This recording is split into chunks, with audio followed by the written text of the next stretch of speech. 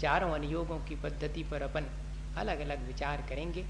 प्रयोजन चारों पद्धतियों का एक ही है कि जीव जैसे बने तैसे धर्म के मार्ग पर लगे। सो प्रथमान योग में संसार की विचित्रता, पुण्य पाप का फल और जो महापुरुष हैं उनकी प्रवृत्ति आदि का ऐसा वर्णन किया जिससे कि जीव जो है और पाप से बच करके धर्म मार्ग में प्रवृत्त हो जाता है। प्रयोजन उतना ही है। और कथाएं इत्यादि इसलिए उसमें प्ररूपित की गई कि ये संसारी जीव लौकिक बातों में ही रुचि लेता है।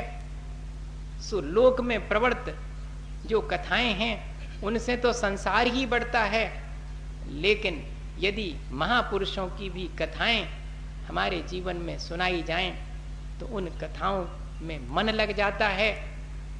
और मन लगता है सो कथाओं में पाप का वर्णन, पाप करने से क्या हुआ और धर्म करने से क्या हुआ, ये सब सुन करके जीव के मन में पाप से भय उत्पन्न होता है और धर्म में रुचि अपने आप जागृत हो जाती है। सब जीव बारीक चर्चा तो समझ नहीं सके हैं, सो कथा में ही उनका मन रम जाता है। सो उतनी देर के लिए वे पापों से बच जाते हैं। इस तरह से धर्म के मार्ग पर लगाने का ये प्रथम अवस्था में सबसे योग और श्रेष्ठ अनुयोग माना गया है। प्रथमम अव्युत्पन्नम अप्रतिकम ऐसा लिखा हुआ है। जो प्रथम अवस्था वाला है मिथ्या दृष्टिम, हाँ, प्रथमम मिथ्या दृष्टिम अप्रतिकम अव्युत्पन्नम और प्रतिपाद्यम आश्रित प्रवृत्त अनुयोग अधिकारा सा प्रथमानुयोग।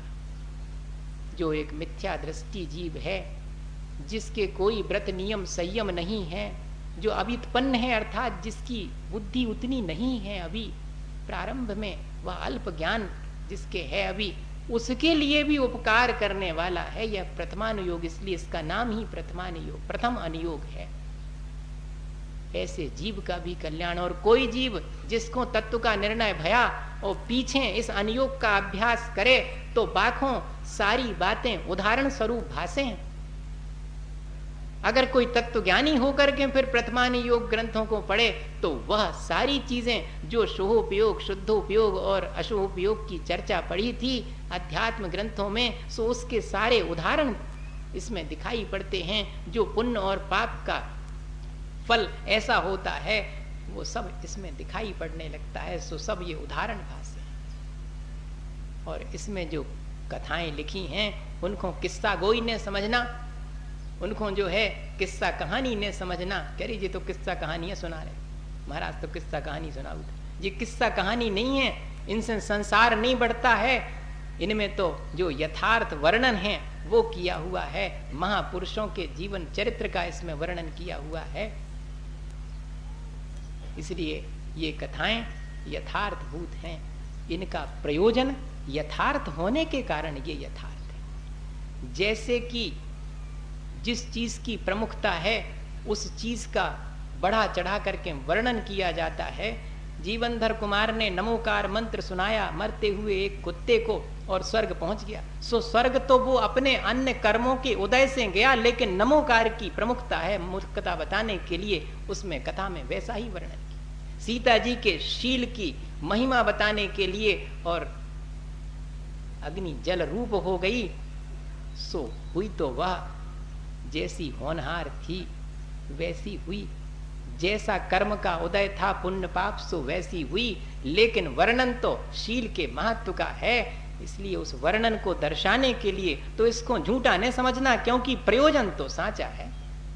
प्रयोजन तो इतना ही है कि जीव जो है धर्म में प्रवृत्त हो गए। ऐसी प्रथमानुयोग की व्याख्या करी है भैया। और इतना ही नहीं, प्रथमानुयोग में पढ़ करके और वैराग उत्पन्न होता है अपार वैभव चक्रवर्ती का, पढ़ते पढ़ते और क्षण भर के अंदर। और जब उन्हें वैराग हुआ तो अपार वैभव छोड़ के चले गए। अपनों तो एक टूटो सो मकान जो चुअत है और 4 पैसा है नहीं है वो नहीं छोड़ो जात। और वहां पर ऐसी चर्चा पढ़ करके अत्यंत वैराग हो जाता कि मेरी आसक्ति कैसी है, छूटती नहीं, उनकी कैसी अनासक्ति है कि अपार वैभव छोड़ करके चले गए। पढ़ करके मन गदगद हो जाता, रोमांचित हो जाता, उसमें विशुद्धि बढ़ जाती है। इसके लिए है धर्म की महिमा सुनकर और पापी जीवों की का कैसे पतन होता, कैसे उनकी निंदा होती है, ऐसा जानकर धर्मात्मा को अत्यंत धर्म में उत्साह जागृत होता है। जब देखो धर्मात्मा की चर्चा सुनते कि ऐसा धर्म किया। कन्हैयालाल मिश्र प्रभाकर हुए, उन्होंने लिखा, अपने एक कहानी लिखी उन्होंने कि मैं एक बार एक कोई चित्र देखने गया। चित्र सिनेमा में चित्र कहते, चित्र देखने, अब तो अंग्रेजी में मूवी कहते उसको, मूवी देखने थिएटर में जाए। अब पहले के जमाने में तो उन्होंने लिखा कि हम एक चित्र देखने गए। अब चित्र देखने गए सो सिनेमा में, वहां पर बोले पूरा हाल खचाखच भरा हुआ था, बहुत भीड़ थी, सुनते थे बहुत अच्छा कोई चित्र आया है, तो सब देख रहे थे।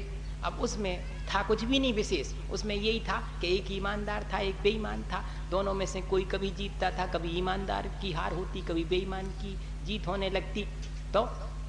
तो बोले मैं उस हाल में देखता था कि जैसे ही उस ईमानदार आदमी की जीत होती थी, सारा हाल तालियों की गड़गड़ाहट से और भर जाता था, और जैसे ही कभी कभी उस बेईमान आदमी की जीत हो जाती तो सारे हाल में सन्नाटा खिंच जाता। हाँ, यह सुन देख करके मुझे ये लगा कि आज भी जो है लोगों के भीतर जो धर्म है उसके प्रति सम्मान की भावना तो है, और कभी अगर कहीं अधर्म का सम्मान होने लगे तो सन्नाटा खिंच जाता कि क्या हो रहा है। और वो कहते कि उसी दौरान बीच में किसी ने बाजू में और माचिस की काड़ी जलाई, उसकी रोशनी में मैंने अपने बाजू में देखा कि ये कौन है जो बहुत बार बार जब किसी बेईमान की हार होती है तो तालियां पीटता है, और ईमानदार की जीत होती तो बहुत जोर जोर से तालियां पीटता है। जब मैंने बाजू में देखा तो उस शहर का सबसे ज्यादा बदमाश आदमी था।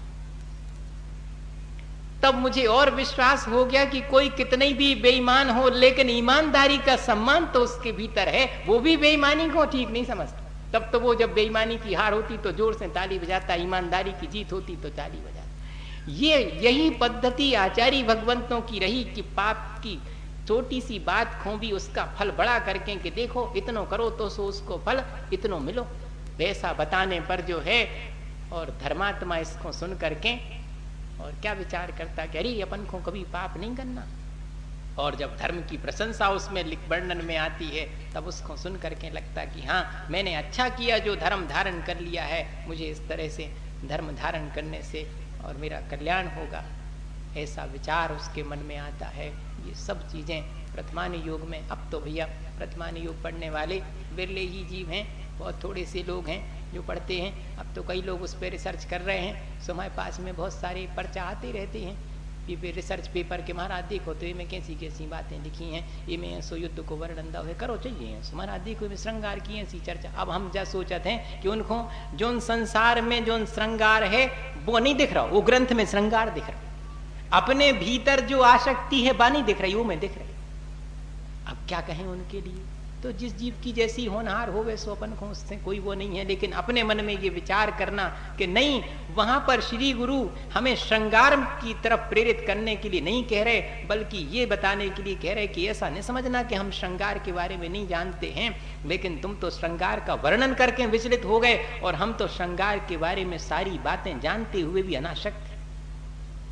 हाँ, एक जगह लिखा कि भगवान तो सब समझते थे आदिनाथ भगवान, फिर का जरूरत थी दो ब्याह करे। हाँ, ऐसा लिखा उसमें। और शांतिनाथ भगवान, कुंतनाथ भगवान, हरनाथ भगवान, ये तो चक्रवर्ती भी हते, 96,000 रानियां अपार वैभव था। अरे जब तुम तीर्थंकर रहते पहले से तुम्हारी नक्की हती सब बातें, तो काय को बेकार में जो प्रपंच करो। हाँ, ऐसा मन में उसमें लिखा हमने है। तो कहते कि नहीं, उसमें जवाब भी क्या देते हैं आचार्य भगवंत, अपने मन से प्रश्न भी उठाते, जवाब भी देते। प्रथमान योग में तो ऐसा जो है पढ़ो तो उसमें आनंद आता। तो कहते कि भगवान ये देखना चाह रहे थे कि मेरा आत्म बल बड़ा है कि जे भोग विलास की सामग्री बड़ी, जरा देखूं तो, अब लाओ मेरे पास लाओ, देखें ये मुझे फंसाती संसार में कि मैं इसे पार करके और जाता हूं। कल के दिन कोई जाने के लिए वे कच्छू ने तो सो छोड़ के चले गए, सब हतो जब छोड़ के चले गए। हाँ, तो सब है अपार वैभव है, उसके बाद भी जो है, और देखें हमारा आत्मबल कैसा है कि ये वैभव हमें घेर पाता है कि नहीं घेर पाता है। ऐसा प्ररूपण सुन करके क्या लगता अपने लिए, मन में जो है हृदय गदगद हो जाता, रोमांचित हो जाता है। इसके लिए है, वैराग्य की उत्पत्ति के लिए है, रत्नत्रय की प्राप्ति के लिए प्रथमान योग है। एक एक करके अपन सभी अनुयोगों की क्या प्रयोजन रहा और क्या उसके व्याख्यान की पद्धति रही, ये अपन पढ़ेंगे और अंत में अपन ये देखेंगे कि हमारी क्षमता कैसी है। पंडित पन्नालाल जी स्वाध्याय कराते थे, हम कभी कभी उनके स्वाध्याय में अपने समय में पहुंच जाया करते थे। ये 1975-76 के समय की बात है। कभी गए दर्शनों को मोराजी में तो बैठ जाते थे, आधी अधूरी सभा में बैठ जाते। अब जानते कुछ थे नहीं उस समय, क्या जानते थे, कुछ नहीं जानते थे। अबे भी कछु है सुने समझ कि हम जा कह रहे कि उस समय नहीं जाना से अब जानने लगे। अबे कछु नहीं, अबे कछु नहीं, इतने में तो कुछ नहीं होने वाला।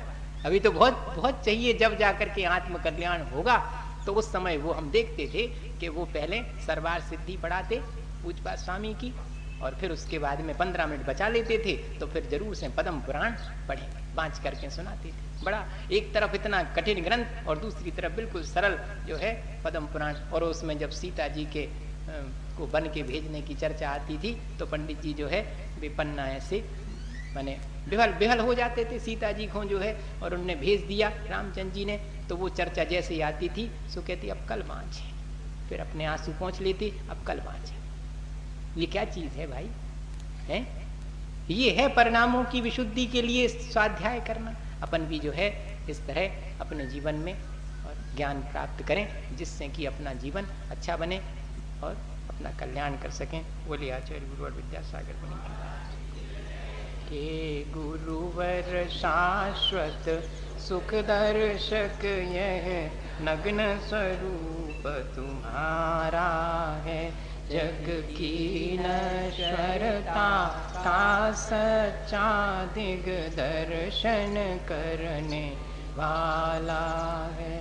जग जग विषयों में रच पच कर गाफिल निद्रा में सोता हो, अथवा वह शिव के निष्कंटक पथ में विषकंटक बोता हो। निशा का सन्नाटा वन में वनचारी चरते हों, तब शांत निराकुल मानस तुम तत्वों का चिंतन करते हो। शैल नदी तट पर तरुतल वर्षा की झड़ियों में समतारस पान किया करते सुख दुख दोनों की घड़ियों में। अंतर ज्वाला हरती वाणी मानो झरती हो फूल झड़ियाँ। नव बंधन तड़ तड़ टूट पड़े खिल जावे अंतर की कलियाँ। तुम सादानी क्या कोई हो जग को दे दी जग की निधियाँ। दिन रात लुटाया करते हो श्रम सम की अविनश्वर मणियाँ। हे निर्मल देव तुम्हें प्रणाम, हे ज्ञान दीप आगम प्रणाम। हे शांति त्याग के मूर्तिमान शिव पथ पंथी गुरुवर प्रणाम। मिथ्यातम उसने अपने घर से 10-15 घर आगे किसी के यहाँ पर गाय भैंसों को खिलाने के लिए भूसे का बोरा रखा था, वो चुराया था। और वो भी ऐसे ही खींचते हुए ले आया था। सो भूसे के बोरा में नीचे छेद था, तो वहां से उसमें से भूसा गिरता रहा। सो उसके घर तक भूसे की लाइन भी बन गई। सो दूसरे दिन पकड़ा भी गया। होशियारी से करना चाहिए थी चोरी। क्या मन में तो यही आ रहा होगा कि बुद्धू रहा होगा, अच्छे से नहीं की उसने। नहीं, ऐसा विचार अब नहीं आना चाहिए। अब तो ये आना चाहिए कि मैं ऐसी होशियारी नहीं सीखूं। ऐसी होशियारी करके बहुत अपना अहित कर लिया। होशियारी तो वो है कि जिसमें मैं इस तरह के कामों से मुक्त हो सकूं। अभी तो इस तरह के कामों में लिप्त रह करके अपने को होशियार मानते हैं, अपने को समझदार और बुद्धिमान मानते हैं। ऐसे कामों में लिप्त रह करके भी अब मन में ये भावना आनी चाहिए कि ऐसे कामों से मुक्त होने में मैं अपनी चतुराई मानूं, अपनी समझ उस समय मानूंगा कि हाँ श्रेष्ठ है मेरा ज्ञान। अब लोगों को बड़ा आश्चर्य हुआ कि भाई 2.5-3 रुपए का पूरा भरा हुआ बोरा बिकता है, और भी सामान था, कोई कीमती चीज चुराई होती। लोगों के मन में ये विचार आया, तो उससे पूछा कि तुमने यही क्यों चुराया, और भी सामान था उनके यहां पर, कोई कीमती सामान चुरा लेते। तो उसने मालूम क्या जवाब दिया, भैया रोज पंडित जी की सभा में कर्म सिद्धांत के बारे में मैं सुनता हूं। मैंने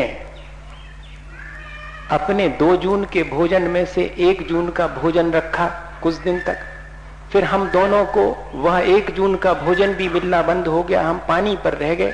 आज तो जब बेटे ने दूध के लिए जिद की और मेरे पास पैसे नहीं थे,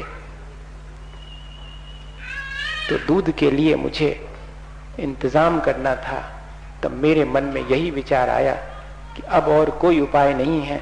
जब कमाऊंगा 4 पैसे तो उसका ज्यों का त्यों बोरा चुकता कर दूंगा, पर अभी तो उठा के ले आऊं। सो उठा के ले आया। 3.5 रुपए चाहिए थे, इसलिए 3.5 का ही सामान चुराया, मुझे अधिक तो चाहिए नहीं थे। पंडित जी ने कहा कि जितनी तीव्र कषाय के साथ में कोई कार्य करोगे उतना गाढ़ा कर्म बंधेगा। मुझे कर्म बंध से भय है, मैं ऐसे तीव्र कर्म नहीं बांधना चाहता। कर्म सिद्धांत पड़ा हुआ जीवन में आ भी गया उसके, और हम कितना ज्यादा जानते हैं। अभी कई अभ्यास करने वाले होंगे जो 8 कर्मों का, किस कर्म का कहां तक उदय है, कहां तक बंद है, कितनी सत्ता कहां तक है, ये सब राई रत्ती जानते होंगे, लेकिन फिर भी राग द्वेष में कमी नहीं आती है।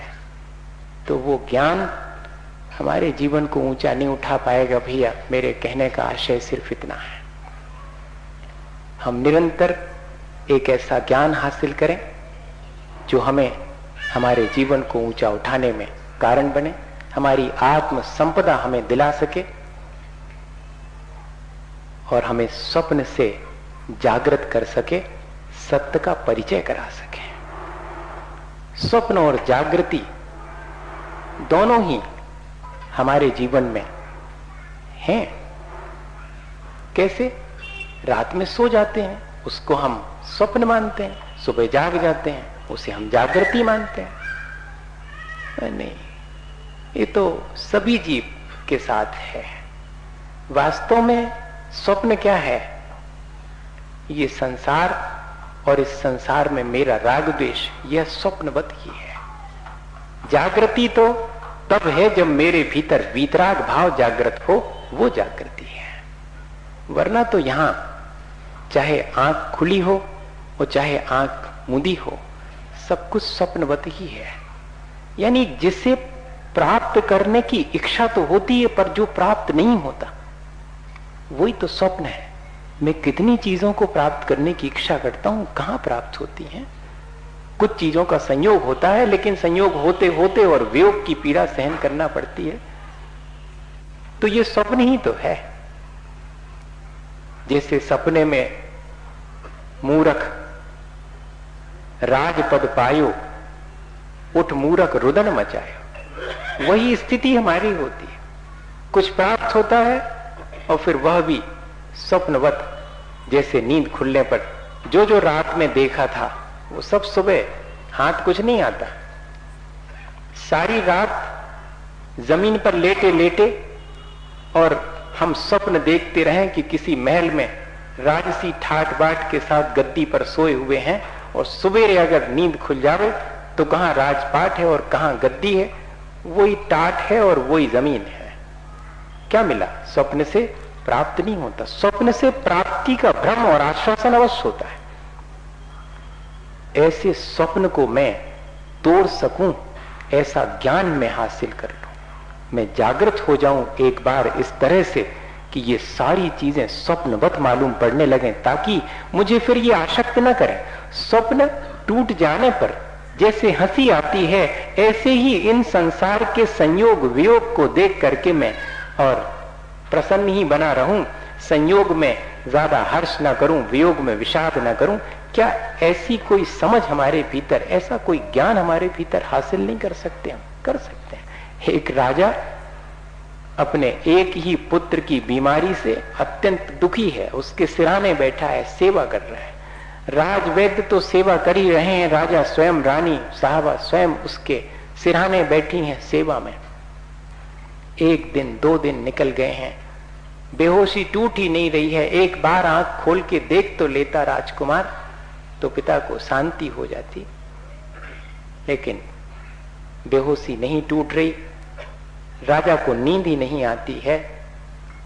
तीसरे दिन अचानक राजकुमार की आंख खुलती है और वो पानी मांगता है। सब में प्रसन्नता की लहर दौड़ जाती है कि राजकुमार ने आंख खोली है, पानी मांगा है, अब तो स्वस्थ हो जाएगा। रानी साहबा भी राजा को कहती हैं कि 3 दिन से तुम्हारी आंख भी नहीं लगी, अब तो राजकुमार ठीक है, थोड़ा विश्राम कर लो, यहीं बैठे बैठे ही सही, मैं हूं अभी, मैं देख रही हूं, मैं संभाल लूंगे।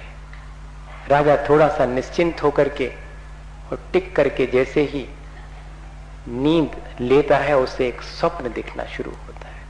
स्वप्न में वो जितना बड़ा राजा अभी है उससे भी बड़ा राजा होता है, और स्वप्न में उसके एक पुत्र नहीं 12 पुत्र हैं, अपार वैभव है, वो उसी सब के बीच में आनंदित है। और इतने में ही उसे किसी की चीख सुनाई पड़ती है तो नींद खुल जाती है। रानी साहबा चीख करके उससे जगाती हैं कि उठो, क्षण भर पहले जिसने आंख खोल के पानी मांगा था अब जीवन भर आंख नहीं खोलेगा ऐसा लग रहा है। और राजा साहब ने आंख खोल करके राजकुमार की मृतदेह को देख करके जोर से ठहाका लगाया तो सब सकते में आ गए कि लगता है इस दुख को न झेल पाने की वजह से राजा पागल हो गए।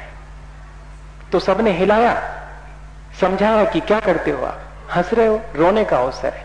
उसने कहा कि नहीं, अब समझ में आया कि वास्तविकता क्या है। वो जो सपने में 12 पुत्र थे, अपार वैभव था, जो तुम्हारे चीखने से नींद खुलने पर टूट गया, उसके लिए रोऊं, या कि एक जो ये सामने है जिसका कि मरण हो गया उसके लिए रोऊं? अब किसी के लिए नहीं रोऊंगा, अब मैं अपनी प्रसन्नता को निरंतर बनाए रखूंगा।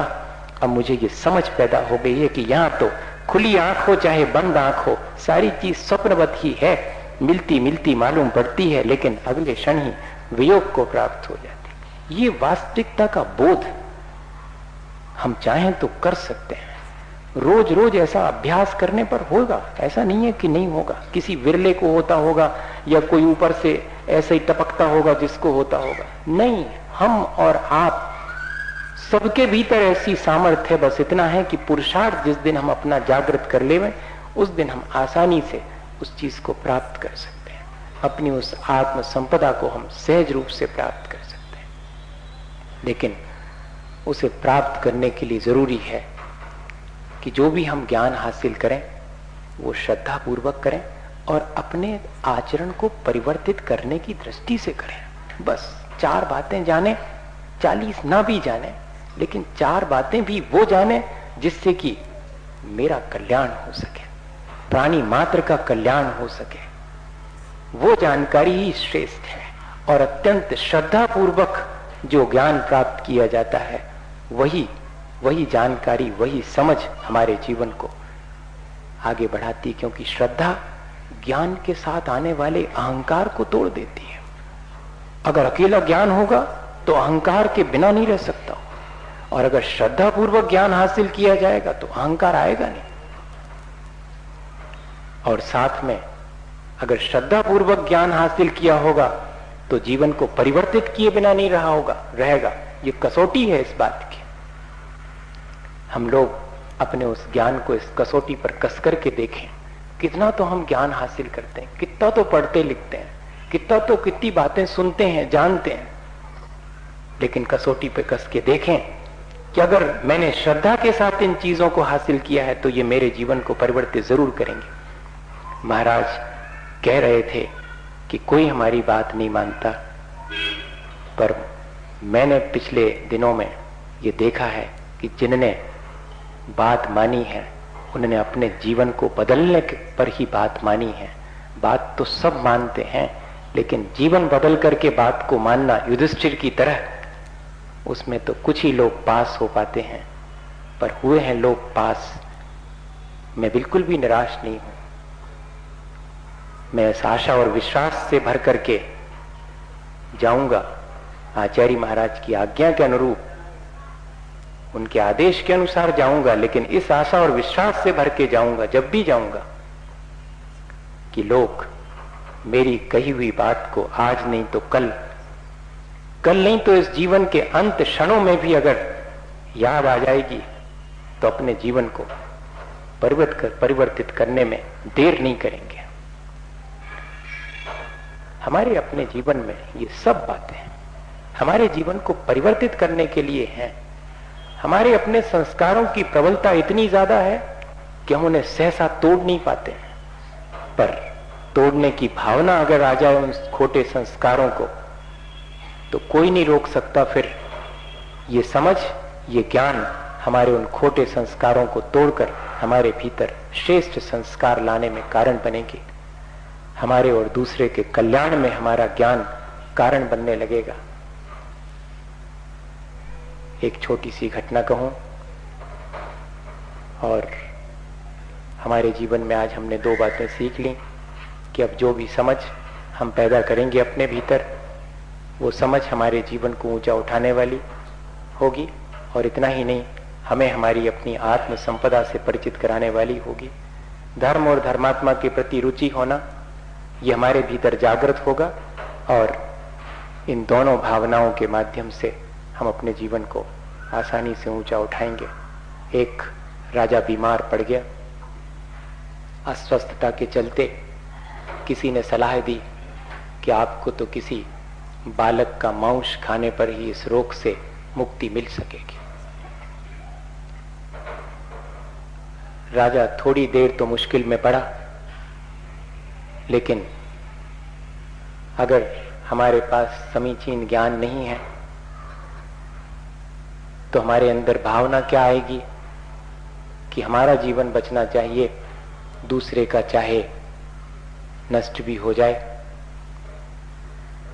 और राजा के भीतर भी ऐसी ही भावना आ गई। मंत्रियों से कहा कि उपाय करो, इतना ही पर्याप्त है।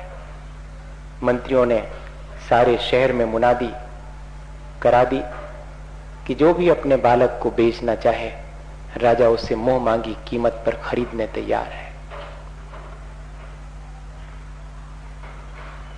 और एक व्यक्ति तैयार हो गया कि मेरे पुत्र के वजन की और पुत्र के ही ऊंचाई की सोने की प्रतिमा अगर कोई उसे दे तो वो अपने पुत्र को दे सकता है। ये घटनाएं कितनी सच्ची हैं या नहीं है, इससे अपन को मतलब नहीं है। ऐसा ही हमारे अपने जीवन में कभी घटित हो तो हम सावधान हो जाएं, सिर्फ इसके लिए है। और उतना स्वर्ण उसे दे करके उस बालक को राजा ने प्राप्त कर लिया। पुरोहित और न्यायाधीशों से पूछा गया कि आपका क्या कहना है, इस बालक के को नष्ट करके इसका मांस राजा को देने में कोई हानि तो नहीं है, आपका न्याय क्या कहता है। तो जो न्यायाधीश थे उन्होंने भी कहा कि राजा का जीवन अधिक कीमती है, क्योंकि वह प्रजा का पालन करता है। इसलिए अगर प्रजा का एक व्यक्ति अपने प्राण देकर के भी राजा को बचाए तो इसमें कोई भी अनुचित नहीं है। ये भी हो गया, और राजा ने भी ऐसा सुन करके आदेश दे दिया। तलवार उठ गई उस बालक के ऊपर, और तलवार गिरे इससे पहले बालक बहुत जोर से ठहाका लगा करके हंसा, तो तलवार गिराने वाले का हाथ भी रुक गया और राजा भी सख्ती में आ गया। मरण से पहले कोई इस तरह ठहाका लगा करके हंसे, कोई ना कोई कारण है। राजा ने कहा कि ठहरो, इससे पहले कि इसे मारा जाए, मेरे स्वास्थ्य लाभ के लिए मैं इससे पूछना चाहूंगा कि ये क्यों हंसा। पूछा उससे। तो उसने कहा कि जो माता